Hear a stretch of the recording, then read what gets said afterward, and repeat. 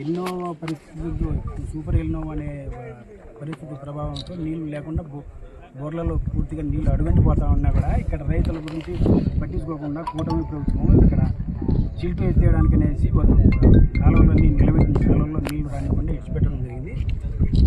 దాని మూలంగా రైతులు బాగా ఇబ్బందులు పడుతున్నారు. మీరు రైతులను దృష్టిలో పెట్టుకొని కాలువలకు తొందరగా నీళ్లు ఇచ్చాలనేసి మేము కోరుకుంటున్నాము. అలాగే చిత్రావతికి గండికోట రిజర్వాయర్ నుంచి నీళ్లు తొందరగా వదిలి చిత్రావతి డ్యామ్ నుంచి రైతులకు అందరికీ నీళ్లు తొందరగా వదులుతారని మేము కోరుకుంటున్నాము. అటు నుంచి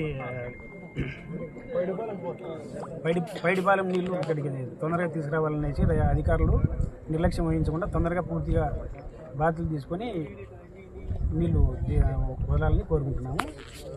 ఈ కూటమి ప్రభుత్వంలో నీళ్లు వదలకుండా పోవడం అనేది ఈ టైంలో ఎన్నో ఉన్న టైంలో ఈ వర్కులు చేయాల్సినంత అవసరం లేదు. వాళ్ళ స్వలాభాల కోసము వాళ్ళు చేసుకుంటూ పోతున్నారు. ఈ స్వలాభాలు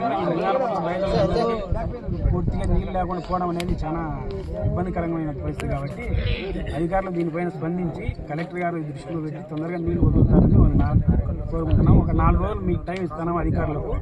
4 రోజుల తర్వాత ఇరిగేషన్ ఆఫీస్ దగ్గర మేము పూర్తి స్థాయిలో నిరసన తెలపడానికి మా ఎంపీ గారిని తీసుకుని వచ్చి మేము పూర్తిగా నిరసన తెలపడానికి మేము సిద్ధంగా ఉన్నాం.